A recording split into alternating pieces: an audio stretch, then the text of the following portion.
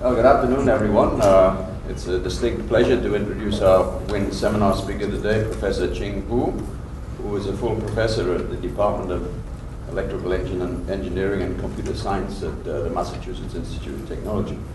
Professor Hu is also a principal investigator in the research laboratory of electronics at MIT.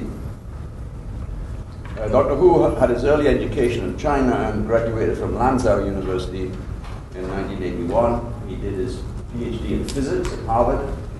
And after a postdoctoral fellowship at University of California, Berkeley, he joined the faculty at MIT in 1990. He has made a number of seminal contributions to physics and device applications over a spectrum of frequencies from millimeter microwave and terahertz to the infrared. And one of his most distinctive accomplishments has been the development of terahertz quantum cascade lasers. This breakthrough in bridging the terahertz gap, so to speak, has found applications in heterodyne receiver technology and real-time terahertz imaging, an area also pioneered incidentally by his group. Professor Hu is a fellow of the Optical Society of America, fellow of the American Physical Society, and the senior member of the IEEE.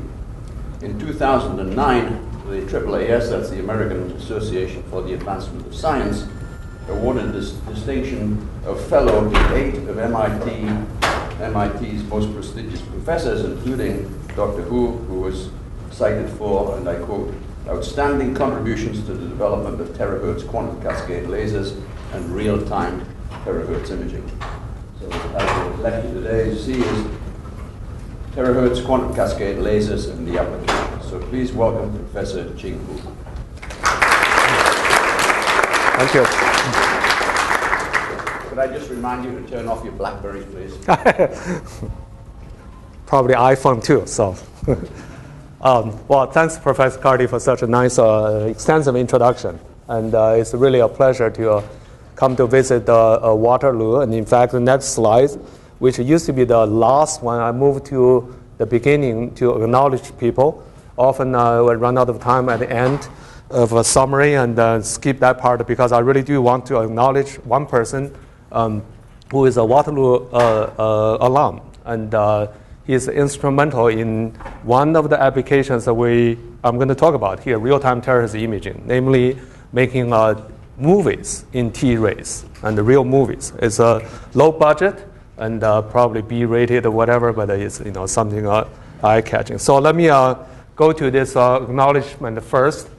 And it took us 11 years, starting from my first paper with my late colleague Shijiao Feng in 1991 until 2002, 11 years and 3 generations of students to make our terahertz lasers. The first 2 generation students are Jürgen Smet and Bin Xu, and then the third one, Ben Williams.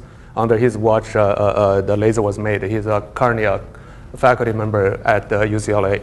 So among those, a long list, and a couple of people I really want to highlight. John Reno is the MBE grower for this project. Without his MBE wafers, there's no way we can get anywhere close to where we are. And we have a Canadian collaboration, in fact, H.C. Liu and Zipik, and at the Canadian NRC, Professor Carty's former institute. Alan Lee is a person actually single-handedly developed this real-time terahertz imaging and also some future terahertz applications using our lasers. So this is a tongue-in-cheek slide just to wake people up in the mid-afternoon, so it's not meant to be too terribly serious. So terahertz now become really popular and kind of a hot field. And even though I've been in this field forever, ever, and we used to call even when I first went to MIT, I called it far infrared. But that was a very kind of general and abstract. People didn't really know what that far means because it depends on where you're from. And often people think 2 micron wavelengths is far infrared because 1.5 is infrared. So, one time I remember I had to argue with somebody, how far is an entirely relative concept. And coming from China, it's not Far East. I mean, that's a British perspective. So anyway, and the field of terror become really popular, and somehow maybe it sounds terrible or terrific, depends on the perspective. And then it coincides with several metrics. Teraflop computers, this is a kind of almost obsolete. Now it's really petaflop. But then terabit communication, still that's a kind of a goal to reach in WDM. And terabits per square inch magnetic memory, that's very much, essentially 100 angstrom per pitch. And so on and so forth. They all happen to be in this 10 to 12 units. And then last, but not the least, is that the US federal government. I'm glad to hear Canadian government is much more responsible. I used to put the debt, national debt here, and then the clock keep ticking so fast, so I just put, hey, deficit. So it runs every year, so constant value. Anyway, so let's put up some serious applications. At this point, there's some important, but mostly actually focused applications, not really like a large scale commercial, killer applications as you may think. And terahertz sensing for gas molecules is well established. This is any molecules, small molecules with dipole moment, the rotational energy scale is in this terahertz range, several milli eV to several 10 milli eV range. So for example, OH, and this line has something to do with the ozone destruction, which I don't really quite know much about it. And NASA just sent out a satellite, part of the Earth observing system 2 years ago. And there was a heterodyne receiver to monitor this guy here at the 2.5 terahertz. That receiver, heterodyne receiver, is like your radio, and then you have local oscillator. And that local oscillator is fine for the gas source. I'm going to show a picture in my lab. Cost NASA like $22 million. So, and I can absolutely convince you this technology has been made obsolete by our new development. So chemical gas sensing, agent detection, and so on and so forth. For medical applications, this is the one thing people really work hard, and if something really can be developed, it will be always great. In fact, I just happened to talk to several people here, and and they are interested in essentially water absorbs strongly at a terahertz frequency range, and the cancer cells grow faster than the normal cells, so they have a higher water and the blood concentration. They show up in image, contrast. So if you can take advantage of that, you can really actually do some interesting stuff. The point, however, is water absorbs so strongly, and you can't really do full body penetration. Probably skin cancer on that sort will burn victims. That kind of stuff may be feasible. Explosive detection, drug detection, this is something actually being pursued very active. And I think there are promises, but I think there's still a long way to go. Biosensing, and there's interest because the big fat molecules like DNA, the stretching mode in the terahertz range, and that modes are more specifically associated with a particular molecule rather than just atomic spectral fingerprints. Plasma diagnosis has been a long-term customers for this fine thread technology. In long term, if you have something very compact and easy to use, very high bandwidth, short range, point-to-point communication system can be envisioned. Here, let me show you this measured spectral fingerprints in the terahertz range of several common explosives done by my very close colleague friend Xijing Zhang at the RPI. Notice those are semi-log plots. That means the vertical ones, if you do linear absorption, those features will go over the roof. All right?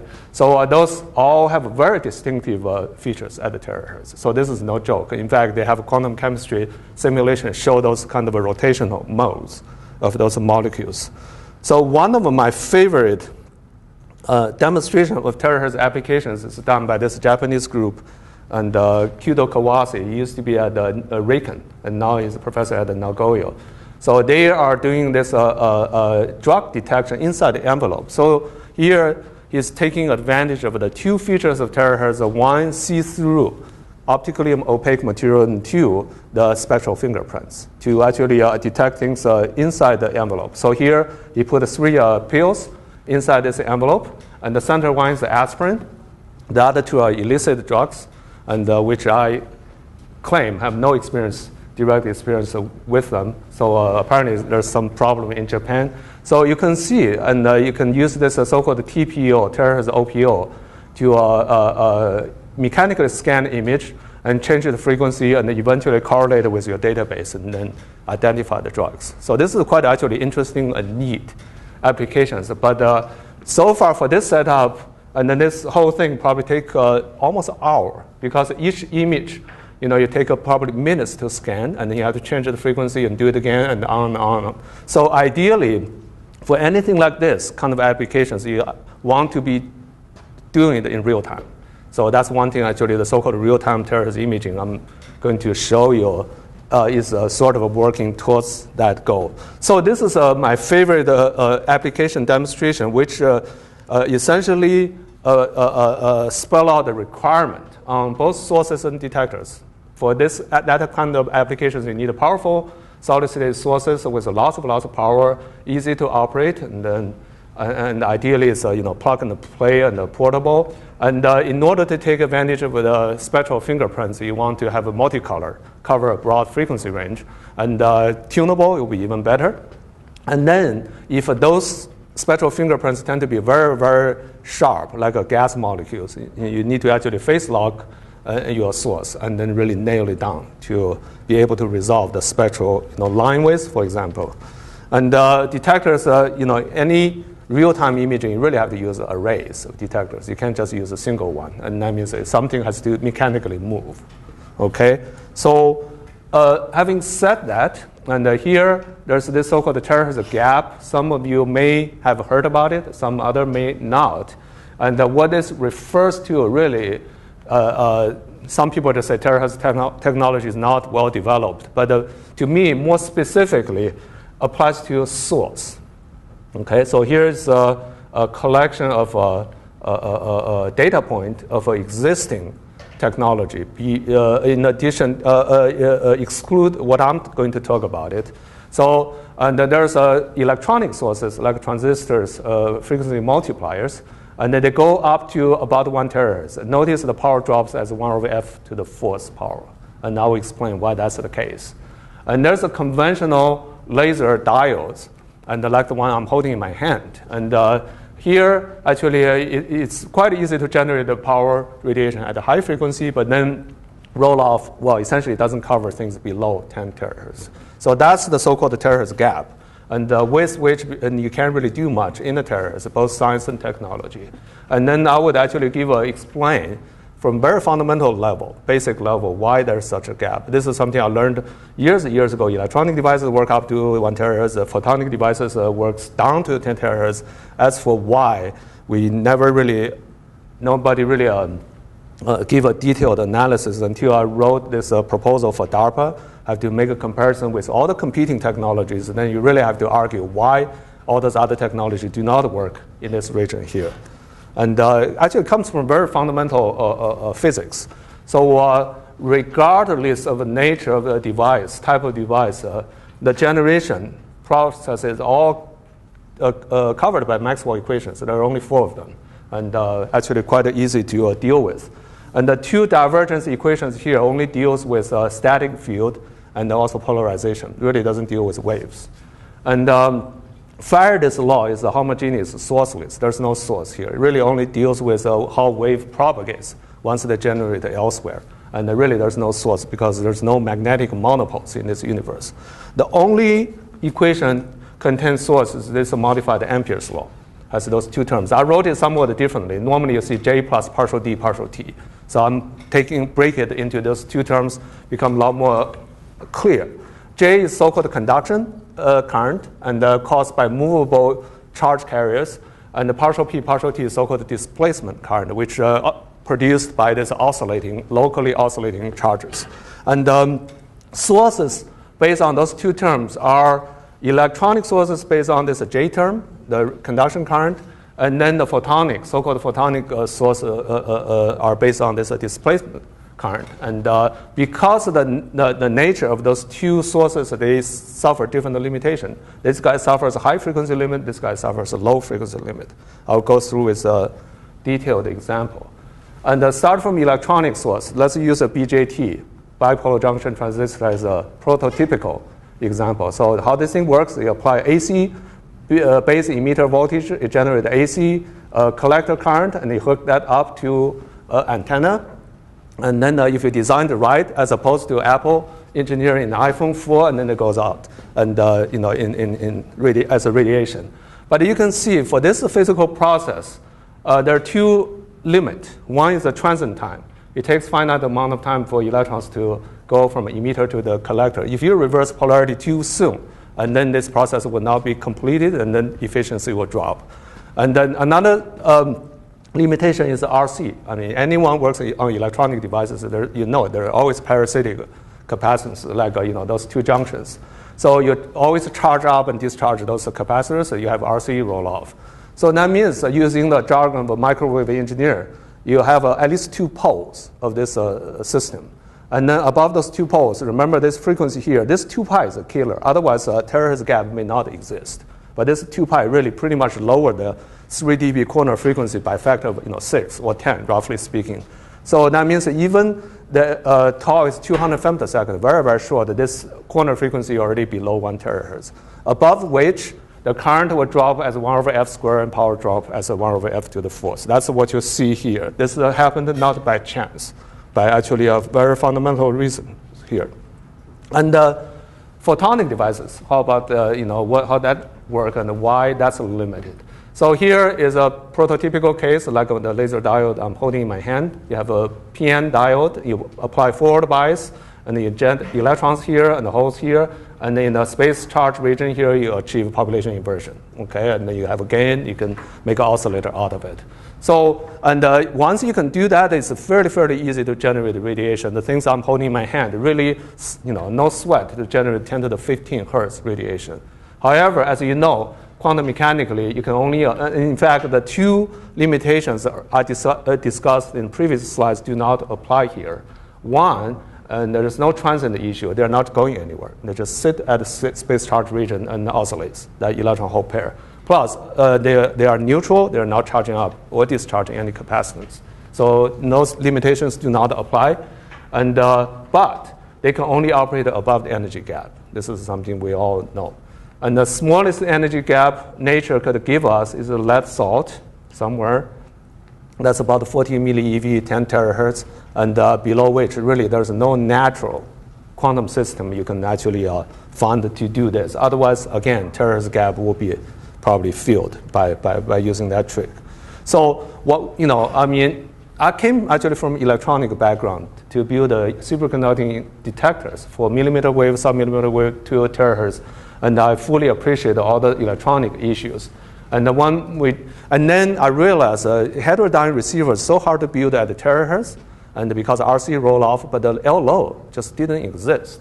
So I said, why not working on an even harder project?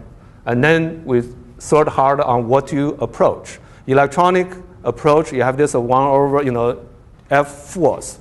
And people keep pushing a little harder, but you got a sense of how difficult that is. Photonic approach, you can't rely on natural semiconductor devices or nature-provided quantum system, but how about the artificial ones, like a quantum wells? Here, if you can grow those heterostructures, they lattice matched, and then in the conduction band or valence band, you form so-called quantum well structures. Those energy levels are called the subbands, because actually in the transverse dimension, they're continuous, just like free electrons. And the subband separation actually is determined by the well width, so you can design and grow them any way you want to make those, any frequency range you want. So that's really attractive approach. In fact, coincidentally, the year before I came on board to MIT faculty, I will mention in the chronology, Manfred Helm and Jim Allen at Belcourt, they demonstrated spontaneous emission from this guy here. I said, wow, that was really, really cool. And then I should definitely work on that, So here, actually, we're in the Institute of Nanotechnology. And let me answer the question, what does terahertz have to do with nano? Actually, it has everything to do, and based on the approach we're trying to make. So essentially, in this quantum well structure is a particle in a box. And this well width it determines the frequency or the energy separation in this fashion here. So you can see, and for 10 nanometer well width, it is 1 terahertz, and it will be about 3 nanometer-ish for 10 terahertz, as simple as that. So here, actually, this is a beautiful TEM picture taken by Zibik at Canadian NRC to show you this one of our quantum cascade structures here. You can see the 50 nanometer bar. This is about one module, which it repeats many, many times. So it really has everything to do with nano, and not we're trying to, force ourselves in. That we really rely on nano engineer and in the one dimension, vertical dimension. So, and the schematic of quantum cascade laser is essentially it's an inter-subband transition laser, and quantum cascade meaning actually is electrically injected, and the cascade is actually a very nice invention by the Bell Lab group, because here we only have electrons, not both electrons and holes involved. So electrons remain,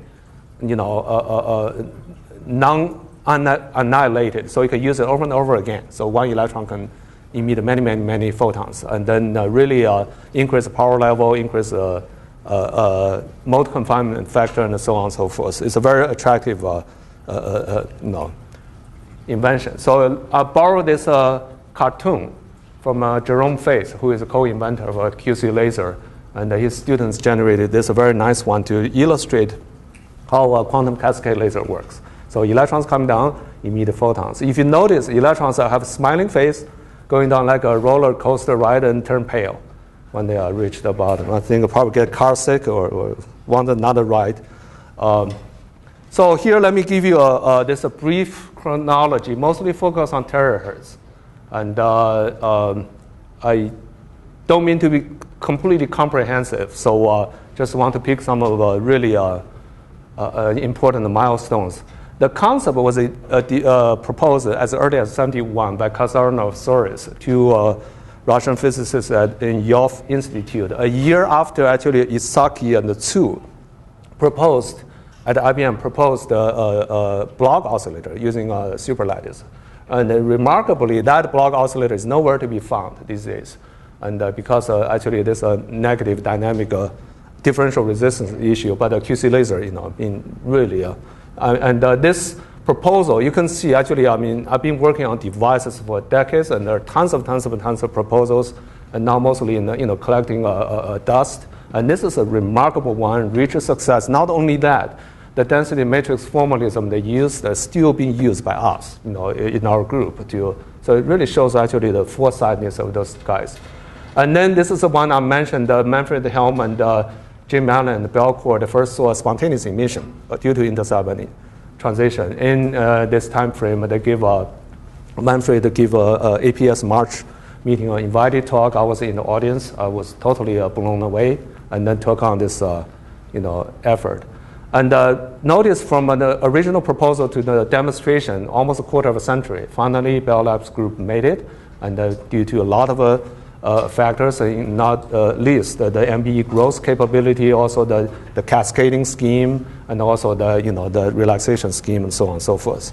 And after that, there was a quite intensive race to reach the terahertz QC laser. There's a so-called Rest-Strahlen band in semiconductor. Around the 10 terahertz is above which that's this infrared range, and below which is terahertz. You really have to go over this so-called like a hurdle. And that took 8 more years before Tratacucci's group in Pisa to finally develop the terahertz version below Rest-Strahlen band. Not because of lack of trying. We tried since our group tried since 1991. Jerome Faith's group tried hard. Capasso's group at the Bell Lab tried hard, but they're the one first came out first.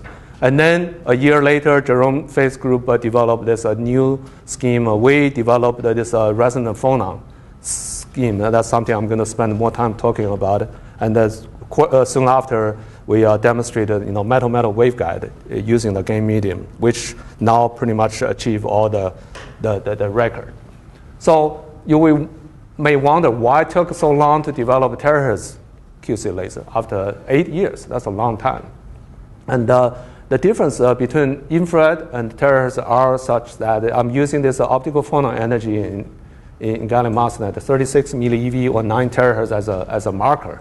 Infrared, the photon energy is much, much larger. So the selective injection removal is fairly straightforward, and then you can achieve population inversion. But the terahertz is much harder, I will show, because the energy separation here is 10 millieV. It's much harder to selectively only inject electrons to 3 and only remove electrons from 2. And also, the mode confinement is much harder. The wavelengths at the terahertz is much longer, and the free carrier absorption is much stronger, so the conventional dielectric waveguide will not work for terahertz. So this is the only slide I'm going to show you a couple of very simple equations just to facilitate the discussion later.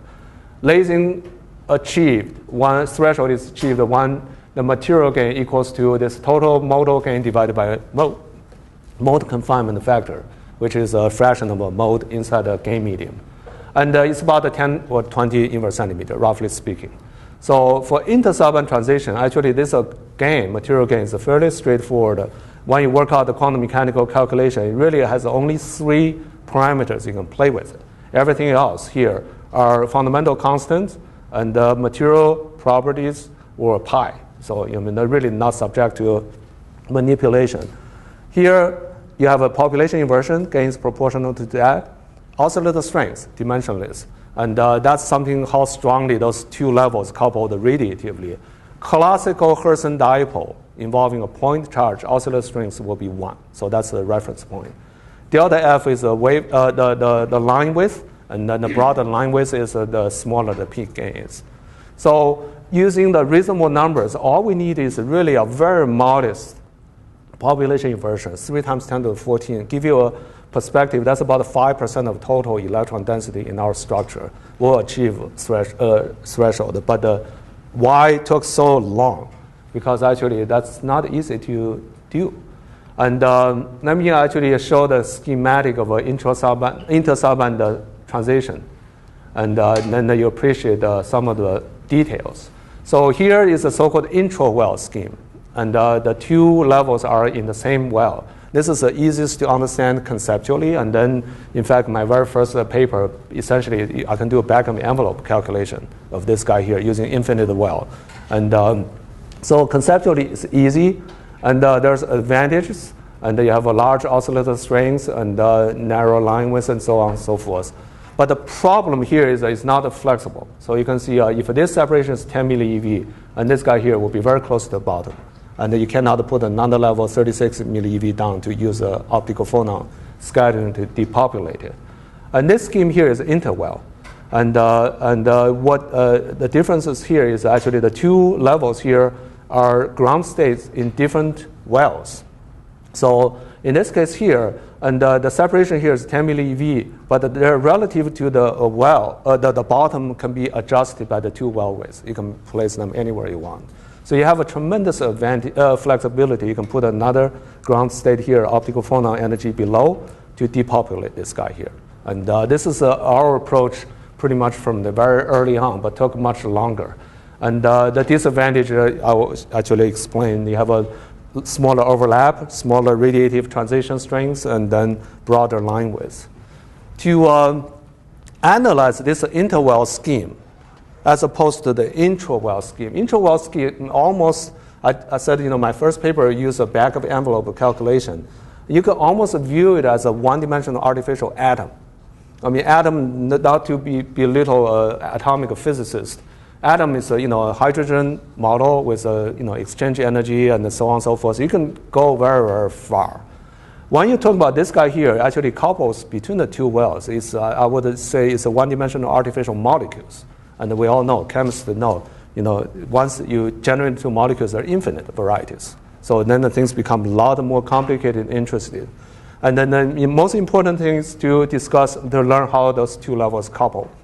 As a function of the barrier width and also the relative energy position. This is something actually I learned with the first student, Jürgen Smed, and now actually I'm using this example in teaching solid-state physics when we do a tight binding model. So if you have 2 identical quantum wells far apart, called the L and the right, and you have 2 fold degenerate states, left and right have a little coupling. Okay, degenerate means energy separation is 0. Once you put them closely together with a finite barrier separating them, and then the interaction between the two will lift the degeneracy. In fact, and then you have a symmetric one, which is ground state, and anti-symmetric one, which is the excited state. This is something I learned first year in graduate school from quantum mechanics, and then we learned ground state has no nodes, and the nth excited state has exactly n nodes. We proved that from WKB and so on and so forth, and never know what's that good for here. Actually, it's right, there. So this delta naught, the anti-crossing gap, characterizes how strongly those two wells coupled. If the barrier is infinite and the delta naught is 0, like this case, they have no coupling. If a barrier is gone, and then this is ground state, the cosine, and this guy here is the sine, and delta naught will take a maximum. That will be the maximum coupling of the two. So delta naught, this anti-crossing gap, characterizes how strongly the two levels couple through a barrier. And then under a bias, here we're dealing with a artificial molecule. We can actually apply bias. And you have this so-called Stark shift. As you can imagine, this E2 will drop, and the E, let's see, one of them will, see, without this anti-crossing, the E1 will be like this, and the E2 will be like this. They will cross each other. And then, but because of the coupling of the two levels, they have a minimum energy separation, delta naught. That's why I call it anti-crossing, anti. So you can see, and as you away from this resonance, which is a minimum separation, the wave function itself actually behaves very differently. At the resonance, you have a 50-50% in two wells. They couple most strongly there. As you increase the bias, it's called the detuned. And when this separation is twice of the anti-crossing gap, you can see this wave function is mostly localized in this well. This guy is mostly localized in this well. This is called the Stark localization. A very important concept, certainly initially for me. And delta naught characterizes how strongly the two wells couple to each other at the resonance. And then the relative detuning determines how much the coupling is reduced. That's essentially. And then you can follow my discussion about the long development. Started from a second generation BC, and we started out with the so-called diagonal transition, 3 level. All right, try to use optical phonon scattering for depopulation. And the problem here is, you can see for anyone working in this area, you recognize the line was extremely broad, almost as broad as the frequency itself. The reason is such that I'm drawing these quantum wells as ideal wells, but you grow MBE, have all this interface roughness, all this imperfection, and then that means that this level here experiences mostly this environment, and this level here mostly experiences this environment. And those two environments are not correlated, so then you got the two energy broadening add up on top of each other, you get a very broad line width. So that's non-desirable. You want a narrow line width to achieve a high peak gain. So in this second one, we did a so-called vertical design. Ben Williams already the one taking charge. So we take advantage of this understanding. If you designed one of those two levels at the anti-crossing, they lay on top of each other. So now they both face the same energetic environment. So one level goes up, the other one goes up, more or less the same. So the difference remains more or less constant. You get a much narrower line width. Okay? But the problem here is you can see there's no selectivity in terms of depopulation. If you want the lower state lifetime short, the upper state lifetime will be short too. So you have a lot of leakage current. Ideally, you want the electrons to pile up in the upper state and they always empty very fast from lower state for laser. That's the idea. So how do we go about this? And Hans Kollabor did a master thesis on this optically pumped intersubband scattering scheme. And what's remarkable is that he actually added another level in, the so-called 4 level here, and end up having a higher oscillator strength than the 3 level one. This came initially, I thought it must be a misprint typo. The reason is, and if you follow me, is that oscillator strength is proportional to the dipole moment squared. Dipole moment is the integration of these two wave functions. So you can see this guy here, the two wave functions has a very strong overlap in the same region. All right? And this guy here, however, level 3 is leaking out. Half of them are leaking out in different region, where there's no presence for level 4. So how come this guy here actually has a larger oscillator strength? really, but he said, yeah, it is correct. And actually, the reason lies in the so-called fundamental oscillator strength sum rule. Beautiful quantum mechanical. In fact, it's not even quantum mechanics. Oscillator strength sum rule comes from the fact that the eigenstate of a Hermitian Hamiltonian is a complete set. That's, here if you're dealing with a Hermitian Hamiltonian, you get a. So for this case here, you got an oscillator strings a change of sign, whether you go up or down. So here, this level 3 has someone going down, which has different oscillator strings from a sign from this guy here. So in order to compensate, to make sure the sum up to be 1, and then from 3 to 4 has to increase. That's really the origin. And then after I saw this, I said, God, we ought to try this in an electrically pumped scheme just to get more power out. If you have more oscillator strings, you get more power out. And then we'll try this, and then essentially within 3 iterations, we made a laser. So this is so-called a resonant phonon design. The key thing is that within the box, that's a 1 module, 4 wells, and 5 levels participate. As you can see, each well contributes 1 ground state, except this wide well contributes 2 levels, and 1 ground state and 1 excited state. We place the excited states at the optical phonon energy above, so it has very, very short lifetime. At design bias resonance, level 4, which is a lower lasing level, is anti-cross with level 3. So you can see this level here is extracted to this relaxation region. Also have very short lifetime, about half picosecond. But the level 5 is far detuned from level 3. And so it's mostly localized in this active region and has much longer lifetime. This is ideal you want to achieve. And then oscillator strength is very high, almost a unity. That's like a single point charge oscillated back and forth between those wells. And this is the key actually made our laser. And the very first one from the first wafer actually reached above a liquid nitrogen temperature. That was quite dramatic. I will comment on this quite a few more times. I came from a superconducting electronic background for millimeter wave, sub-millimeter wave detectors. I always thought that liquid helium was a way of life. I used so much, and then to get something working at the nitrogen temperature was just remarkable. I never even thought that that was the case. So now actually we're a lot more, even more ambitious. So before we had our laser, we developed this metal-metal waveguide. So let me just explain. Anyone trained in microwave engineer recognize this is nothing but a microstrip transmission line or parallel plate. And it's actually compatible with intersubband transition rule, which E field is normal in this direction. So you can see if you can make something like this, you have almost a unity mode confinement factor, which is good. And they have many other advantages. You can use thinner, shorter, and bars. Also, metal have higher thermal conductivity than semiconductors, above 100 Kelvin. So it will be better for heat removal and so on and so forth. So easy said than done, because you can't really grow this thing in situ in the MBE. I mean, there's no way you can put gold in MBE. So you have to do post-growth and wafer bonding, and then selective substrate removal, and using edge stopper. That's what we did. And we learned from our colleagues, Professor Rive, who is our provost now, copper-copper wafer bonding for actually a 3D VLSI integration.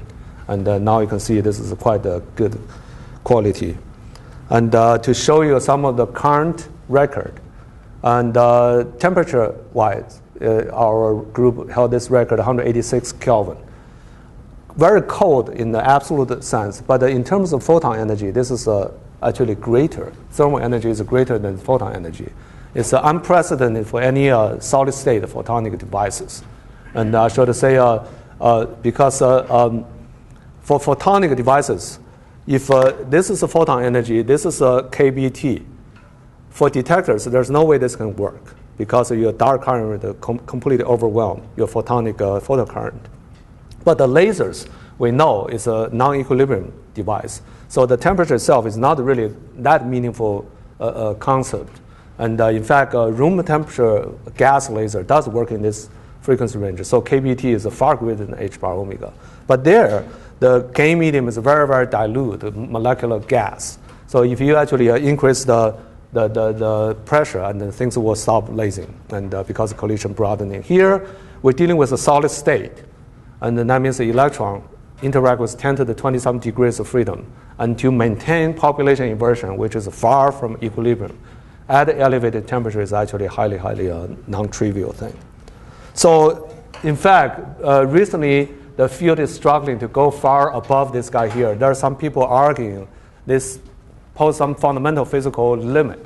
And I'm arguing that's not the case. I don't believe this is a fundamental limit. It's really a psychological one. I mean, the question is, for detectors, I already mentioned, yes, this will be limited. In fact, the KT usually 10% of h bar omega. Otherwise, the dark current will be overwhelming. But not for lasers. And but empirically, there's this, all those results in this shaded area kind of follow below this, h bar omega over kb line. So except our recent work, actually almost 2 times of that. So that's actually, shows that this limit here is not a fundamental physical limit. It's just a psychological one. In fact, if we apply strong magnetic field, and then we can actually achieve much higher temperature at a lower frequency, so 225. On this chart here, actually 1 terahertz of 215 will be, over the roof. So if you're allowed to apply strong magnetic field to increase upper state lifetime, this is definitely not the limit. In fact, we can actually go down to way sub-terahertz, like 0.6 terahertz if we use a magnetic field. CW operation, for any real applications, you really need CW. So this is our record, and we haven't tried hard to break that. And so essentially, even at the nitrogen temperature, we got more than 1 milliwatt of power. That's remarkable. In a sense, you just pour nitrogen into this little dual hookup with battery, you got more than 1 milliwatt of power out. So that's coming from a mic background. That's really a remarkable thing. But I think that for the field, to have a much broader impact, we need to go far beyond that. To be really portable, thermoelectric cooled, or ideally room temperature. This is a new tunable device we just developed after 4 years of effort and published last year. And it's a tunable wire laser based on a totally different tuning principle. So, and I'm sketching here, this is a dispersion relation within the uniform gain medium. And like this laser structure here, kz squared longitudinal k vector, k perpendicular, and then epsilon. There's only 3 parameters you can tune to change the frequency. Okay? So all the existing tunable lasers tune either kz or epsilon. And the kz, they use external cavity to change the, this thing here. And actually, quite interestingly, all the string musical instruments tune by the same principle, kz and epsilon. They just don't use those language. So think about how do you tune violin, and you change your finger position, you change kz, or you change the tension there, then you change actually epsilon. So far, no tunable laser or a string musical instrument to tune this guy here. For a simple reason, typically most of the lasers, the mode doesn't leak out much in the lateral direction. There's not much you can tune k perpendicular. But here, the wavelength is so long relative to our cross-section. You can see we have a huge mode here. We can actually tune by putting a plunger sideways to tune this k perpendicular. If we use a silicon, we suck the mode out. That means we reduce k perpendicular. It's a redshift. And if it's a metal, we push in and actually increase the k perpendicular, get a blue shift. That's actually together you can get a quite substantial, like a 400 some gigahertz tuning. This is a calculated one. Took us 4 years to demonstrate this unambiguously using a quite a rudimentary thing. But since then, actually we're using MEM structure and quite a nicely developed and designed, and with the help from our colleagues. And then you can see now you can push this suspended MEM plunger close to the, the wire laser. And it's the first try, actually, already 330 gigahertz, almost 10% tuning. Remarkable, I would say. How well this works beyond my expectation. Normally, things always work below my expectation. But this is actually, we didn't even design it right. And actually, we're in the second stage redesign. I'm sure we'll get 1.5 terahertz tuning. And you can see actually those gaps, not the real gap, is due to those atmospheric absorption. Simply, we cannot measure them. And in terms of applications, one of the immediate ones, in fact, all the space scientists atmospheric scientists are dying for local oscillators in this terahertz range for terahertz heterodyne receiver. So here, in collaboration with our colleagues in Holland, and we demonstrated the terahertz heterodyne receiver using hot electron bolometer mixer. And the receiver noise temperature is 1400 Kelvin, very, very low. So I'm not going to dwell too much on it, since unless you work in this field, and you probably don't quite appreciate it. But I'm going to show you some of the recent results.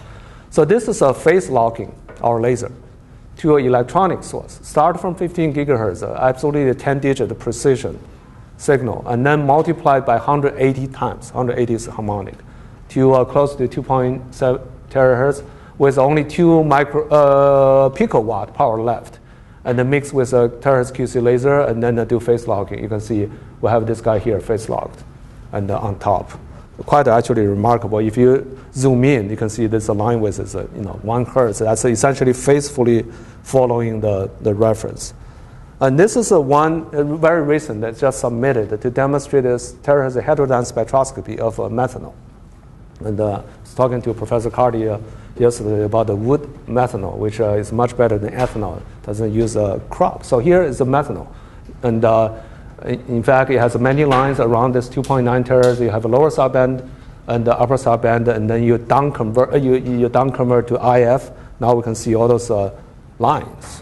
And really it's spectroscopy. And then we can actually change the pressure and then see the line, pressure broadening, and all this fit with a theoretical model quite nicely. Really important.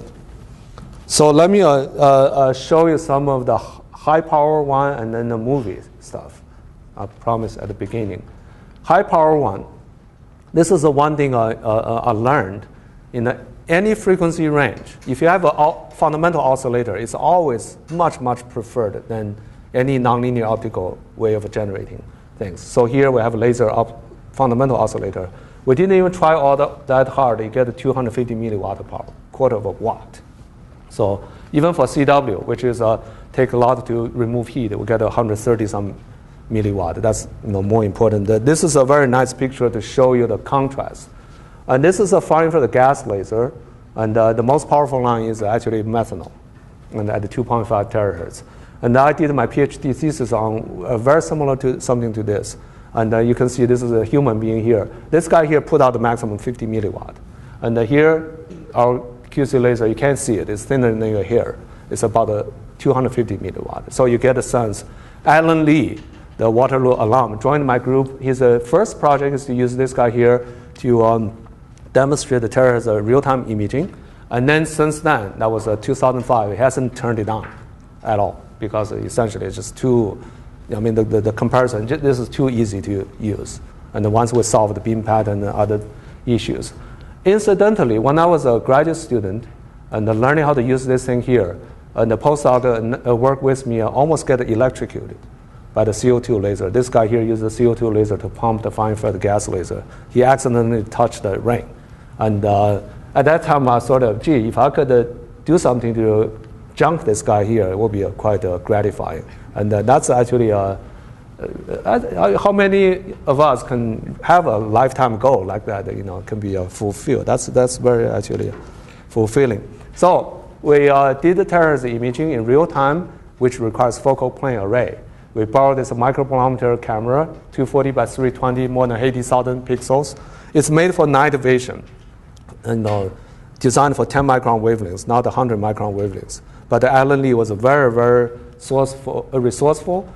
Actually, he developed this differencing scheme, which is really neat. Otherwise, it will be mostly, you look at this camera, you will see ambient, because at 300 Kelvin, the ambient is overwhelming of terahertz radiation. So the way he did is subtract that out by synchronizing the camera with a laser. With a QC laser, we can do that easily. And fire the laser pulse at the first frame, let the second frame cool off, and take the third frame as a reference, and take the difference between two, you get terahertz here. So then you also get rid of the 1 over F noise. And then the beauty here is if you use a reflective optics, you can use the 10 micron ambient to do all the alignment, and then boom, push the button, do the terahertz radiation. So here, there's some very low budget movie made by one student script conducted and performed by one graduate student, and this Alan Lee Waterloo alum. So on the left is this real-time movie and of a pencil made from a $100 digital camera. So nobody should be impressed by that. And on the right is a terahertz version.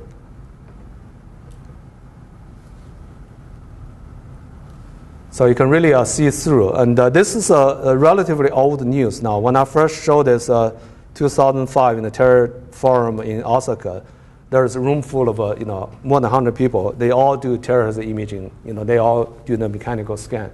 When I saw this, I can hear this gasp in the audience because I don't think people at that time knew this was actually an option. So here we can actually see something inside the envelope, hidden, and with a metal cut out, and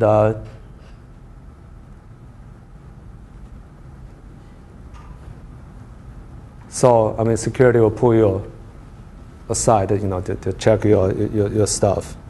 And one Martin News at Bell Lab in 1995 first coined the phrase T-rays as opposed to X-rays. Not only terahertz now you hear T-rays, very catching phrase. He actually used a leaf as an example to demonstrate the hydration level.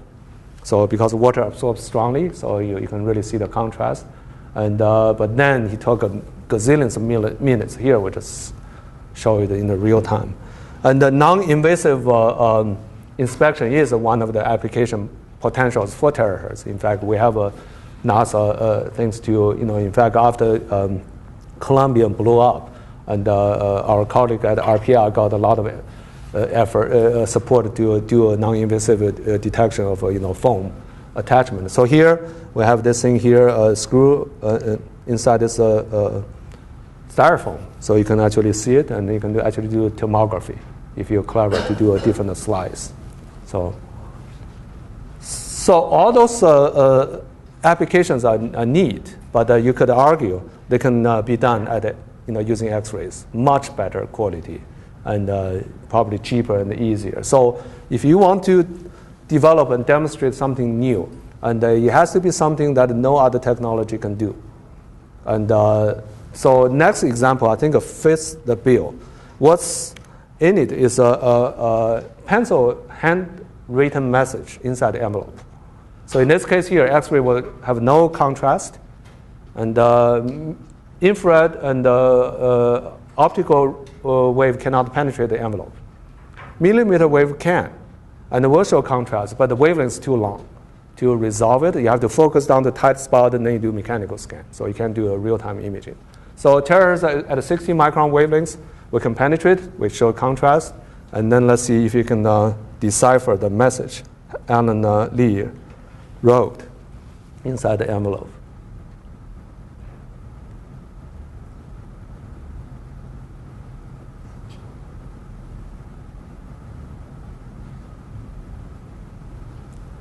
So that's the URL of this website of things on. So that's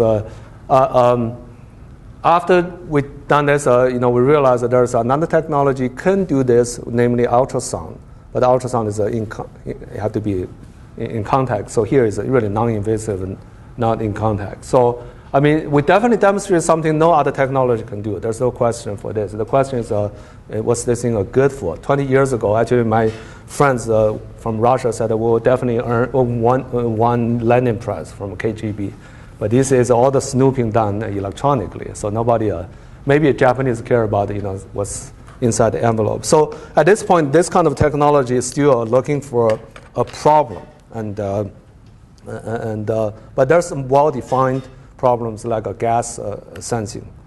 So also we did real-time imaging over a standoff distance after 25 meters. This is again Alan's his work, and we know the atmosphere attenuates terahertz radiation. So here we could take advantage of QC laser's frequency flexibility. We choose atmospheric window, and then go through 25 meters still.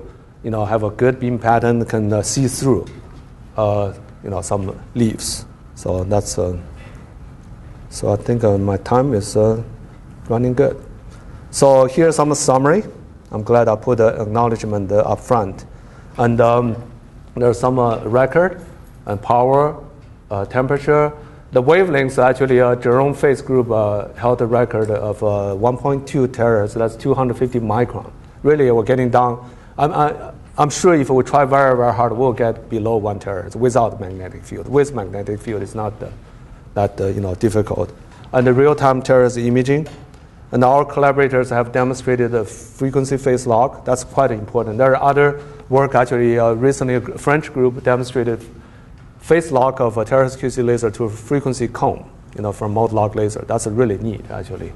And terrestrial heterodyne spectroscopy. This will be the first immediate applications. There will be real customers pay real money for it. And you can argue it's not that large one, but that's, we can start it out. In the terrestrial field, people keep asking me, where's the killer applications? My sense is it's a chicken egg issue. And without good tools, you're not going to have a very killer applications. And without the motivating applications, you don't have the motivation and the source to develop tools. I mean, the situation, is like this year is the 50th anniversary of a laser, invention of laser. Next year will be 50th anniversary of a diode laser. And in 1961, there are 4 groups developed the diode laser almost simultaneously. IBM was one of them. And they did the market research, and they drew the conclusion they could not sell more than 10 per year. So they gave up the field. And at that time, with that laser performance, cryogenic, 100 kiloamp per square centimeter threshold, and the pulsed low power, yes, you would remain that. Nobody could ever dream about the CD-ROM, fiber communication, and on and on. That only became possible, when the laser technology becomes much more mature and whatever. We are at that stage, probably already beyond that stage. So that's a future plans, really to make this thing here a broader impact in the future. Still unperceived applications, we need to make a source much more easy to operate. And first to maybe some electric cooler. There you really plug and play. No cryogens, no thermomechanical coolers, and ultimately really room temperature. You want something as convenient as something I'm holding in my hand. So you want the broad frequency coverage and broadly tunable. This is something I'm very happy our recent development. I think we got this. We can. I'm confident we can tune the whole gain bandwidth with this scheme, and that's 330 gigahertz, even without. Even with a design off target, that really, I think there are a lot of more to do with a broader tuning, and then you have to do an amplifier and then make it useful, so on and so forth. But I think in principle, that new tuning mechanism really works. Amplifier, this is the one thing will make things a lot more useful. As you know, oscillator, which is a laser, and useful, but limited use. Amplifier, the ones I'm holding here, and it's a lot more useful, and which essentially again without positive feedback. So that's one thing. We have a laser and we have a gain medium, and the cavity provide feedback, and then something actually not easy to get rid of that feedback because the metal waveguide has a very strong reflection everywhere, and then they always have a resonance mode. So that's something we want to work hard for both on chip. So actually we'll combine with tunable one, we'll get a high power tunable radiation out, or capture free space terrestrial radiation amplified and then do imaging and processing. And several other applications, I can think of. But the bottom line is still this. This is actually very much a solid state physics transport issue. And interestingly, I I'm trained as a physicist, and took those many-body physics course as a graduate student, learned the Green's function, all the stuff, got A, then I have no idea what those things is good for. Now, actually, I'm learning those non-equilibrium Green's function formalism, along with my student, writing our own code to do this kind of stuff. It's really fun, actually. So with that, let me stop here and welcome for questions.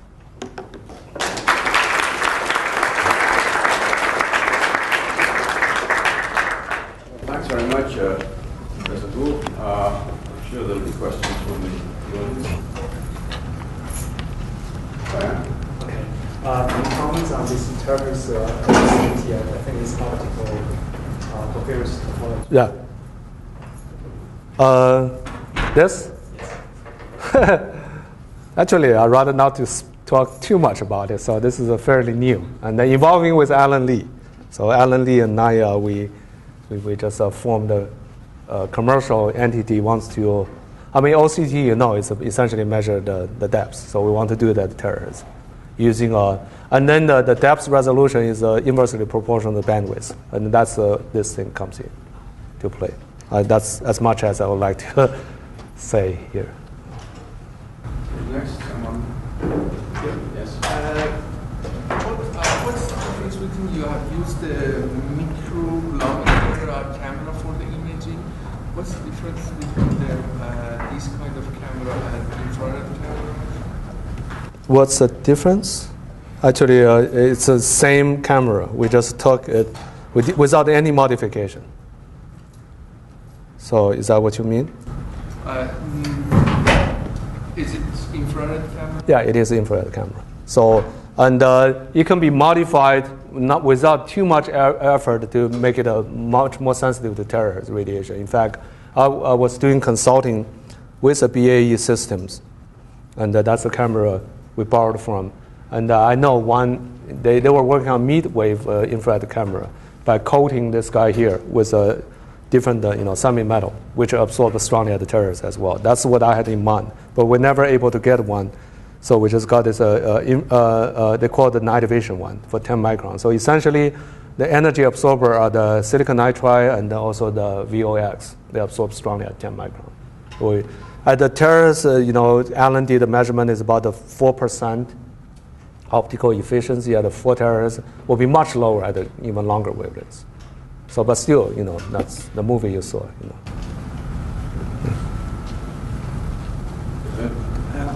I'm from silicon community, so I have no idea about the phonons in gallium arsenide. Okay. But what I could understand is that you have level 3 to 1, and you prefer that we populate electrons from 2 to 1 right. by LO phonons. Right. So what the difference between 3 and 2 is small is comparable with acoustic phonons. Do you mean that here acoustic phonons is not important? No. That's it's a very good question. No, actually, if you come from silicon background, especially working on a fashionable band-to-band tunneling diode, there acoustic phonon is the whole thing, is everything. Because acoustic phonon there is several 10 millieV and also cover whole brilliant zone. And but not here, because all the scattering here happen in conduction band and very close to the gamma point. So essentially, acoustic phonons, Hamiltonian has a Q, the phonon momentum. So it has a very little phonon momentum. So this scattering time for acoustic phonons is like a nanosecond. So by all the practical purposes, our optic phonon here, we calculate here half picosecond. So impurity interface is much, much stronger than acoustic. This is one thing when I talk with my colleague about the band-to-band tunneling transistor, and I said, what about the impurity? They said, no, that's not the issue. And here is the opposite, because there, band-to-band, it's from gamma to L, right? Or in silicon, and essentially it's a huge Q. So because of huge Q, we have the larger scattering. Energy Yes. which comes Right. Yeah, the Hamiltonian is a proportional to Q. So not here. Yeah. Thank you. Well, good question. I mean, really come from different field. You have a different sense of your parameter environment, and then somehow you have built-in bias. And then, but it's good to talk to people from different fields and you realize, That's, you talked about terahertz amplifiers. Do you envision them being used in communication along with terahertz lasers? Well, terrace communication free space is something. This is something actually interesting. DARPA, when they first started this in 1999, they used free space communication as a motivation, but I haven't heard anything. I mean, the idea is, atmosphere will block all the radiation. Nobody can eavesdrop it. I don't have that in mind because I don't know a customer. So if there's one, certainly, yes, the amplifier would be helpful, but certainly source will be first. But there's fairly sensitive detectors if you can live with a liquid helium. I mean, that's my background. Superconducting detectors can be quite sensitive. So here, what we're trying to do is a couple of things. Immediate things actually make a MOPA. Multiple master oscillator power amplifier combined with this guy here. Remember that the tunable wire laser teeny tiny, and you can imagine it does not generate much power. And in order to make it useful, you have to attach to an amplifier. That would be the first step. And then if we do that, and then we try to amplify T-rays from free space for imaging initially. That would be actually then you have room temperature detector, have a lot more sensitivity. That's for the imaging thing in the envelope, when you read the whatever was written. You want to read the message again? Yeah, the message. Yeah. I suppose it was written by ink, right? Sorry? I suppose it was written by ink, not by pencil. No, by pencil actually. No. You actually you try to no. It's not the wet. It's a pencil. It's absolutely dry. It's not the. I mean, I no water will definitely show up the contrast. So in this case here, it's a pencil, and I saw it. And in fact, I was joking about it. We did this in 2005, just right after graphene took over. Otherwise, I could see real-time imaging of graphene flakes, whatever. So it's dry things. I mean, if let me see it. Alan did a laser printed message. I don't think he saw a good image. So that's, I mean, it really depends on the material. I think the contrast is probably just the carbon, whatever. So did you try it on the dry ink? So that's carbon. So the absorption is coming from the carbon. Did you try it on the dry ink? I don't remember. I remember he tried on laser printed one. It wasn't very good. It wasn't. Yeah. So I mean, probably carbon or maybe indentation. Well, I don't think indentation. You need some index contrast. So, I don't know. We basically he did all those I mean, for fun pretty much. I mean, there's no customer knocking on our door. Otherwise, we'll really zoom in on those stuff. So he basically just did it. Say we can do this. So then. I have a question regarding the fundamental limit that people think that it would be for the sources. Mm-hmm. I think it doesn't make sense to put any fundamental limit on that. In terms of the detector, when you compare H bar omega to KT, that makes sense because you are dealing with the energy of the photon. Right. You're trying not to wash it out with the fluctuations. And in the source part, you're dealing with the reciprocal phenomena. So basically, the KBT is putting some kind of bandwidth around the photon that you are producing. Mm-hmm. So I'm trying to understand why people think that there is a fundamental limit. No, I don't. I agree. No, there's no fundamental limit. However, you hear that kind of I call the noise being said, and then that's why I'm the one really making this sticking my neck out, to debut such a claim, because we had our first laser 2002, and then within I think within half a year we reached 137 Kelvin. And I remember I gave this plenary talk at the IR millimeter wave conference in 2003. I said that within a year we'll get to 200 Kelvin. At that time, we didn't even have a CW laser. I thought that's much harder. And it took us from then to now, and still, actually, where is it? I forgot. Took us so long, 186 Kelvin. So we are in the progress like several degrees per year almost. And then people started really making, and also, my former student, postdoc Ben Williams, this review article, just empirically gather those data, it seems to follow this, h bar omega thing. And yeah, here. You can see actually this shaded area. That's all those data. Okay, and then you have some highlight here. So that might make sense for the detectors. Yeah. No, I don't believe. I don't believe there's any fundamental limit. On that hand, people take this and some even influential ones, and then they will somehow try to influence where the resources are being located. And then instead of this approach, which I believe still the one hold the key to some other approaches, they can demonstrate room temperature but teeny tiny amount of power. So that's no, I don't believe it. That's the whole slide. You can see my opinion is unequivocal. So can I have one follow-up question? You're running into your own time, remember? Oh, okay. So actually, when you showed the spectrum of the terahertz laser it's really broad. And of course, when you are making the laser, so you have to filter out the spectrum that you don't want. So I haven't seen anything on that part from your talk. So to just address that, how you make that filtering and you Oh, okay. Yeah.